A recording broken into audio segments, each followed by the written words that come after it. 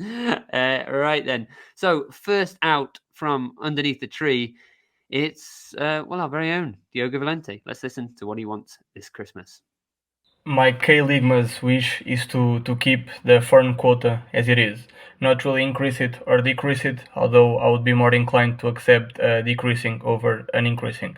A couple of reasons. The first one, the financial situation of most K-League teams can't really afford it to have more foreigners, and especially when you still have limitations in the foreigners that you can put in the match squad and playing together. So there is not much logic behind it, especially because of the financial situation. We all know that foreigners tend to earn more money on average than the Korean footballer, and that situation gets worse in K League 2.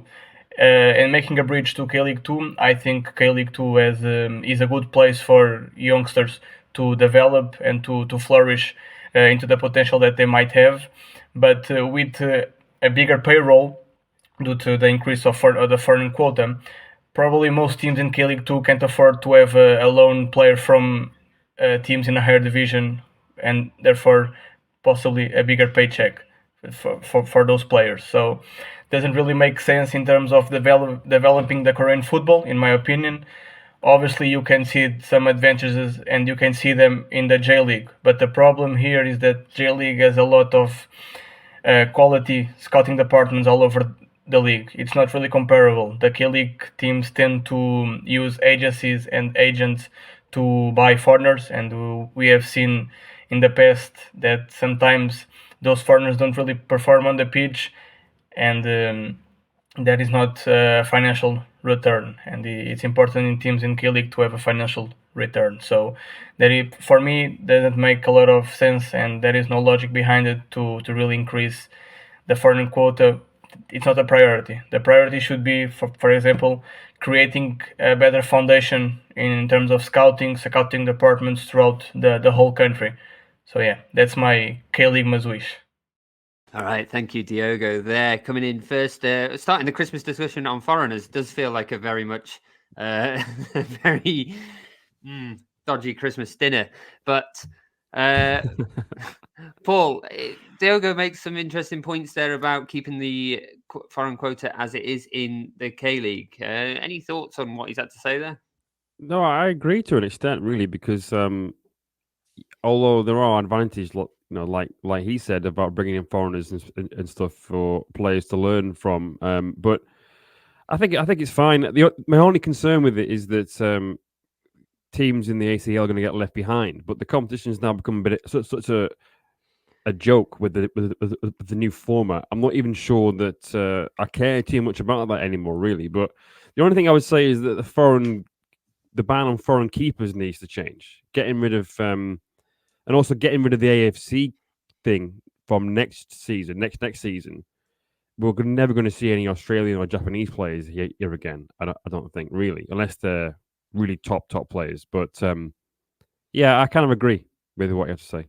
Well, Andrew, you've been elected the Grinch for this round, but you could go either way here. You could either increase the quota, decrease the quota, but what do you think from the Yeah, other perspective? yeah. He's Diogo made some really good points there, and even and Paul did too. I don't like the thing straight away, picking up on what Paul said about perhaps not seeing any more Japanese players, because I know certainly from listening to Paul when he watches Daejeon Hanasin this season and watching Suwon, probably watched too much of Suwon this season with Katsuki in midfield. The Japanese players just they provide a especially midfield, they just provide a different level of football midfield. So I think it'd be really disappointing if that particular rule goes and they're not replaced by other Japanese players. If I was to, I'd be more inclined to go with reducing the number of foreigners. And one of the reasons I say that is because I remember listening to what Luke was saying on Twitter recently that he thinks without Champions League football that Incheon are not going to be able to fill the quota that they currently have. And I think whilst you have five, as it is 5-1, I think it just benefits the bigger sides or the wealthier sides too much. Like JG United, I think only has three foreign players this season. So I'd be more inclined to drop it. I definitely wouldn't. I definitely wouldn't increase it. But one thing I will say, and this is nothing against obviously Diogo and a lot of the other people who are listening to your show, but it'd be nice to see more variety with the foreign players who come over. I was looking at the stats earlier on. I think there were 68 foreign players in the K League this season. 31 of them were Brazilians. I actually thought it was going to be higher than that.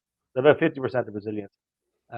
I'd love to see more Japanese players because of the way that they play football, especially in the field. But I'd be more inclined to reduce the number, and I hope that we don't lose, as I said, some of the Japanese players some before. I'm more inclined to drop the number, though. That's what I would say. Yeah, Okay. if Santa was a K League manager, how many of his 9 reindeers would be Brazilian? Do you think? 4, a little bit under 50%. I'm going to go for 4. All the And ones one at the of front. those will be thrown out halfway through the season. Yeah.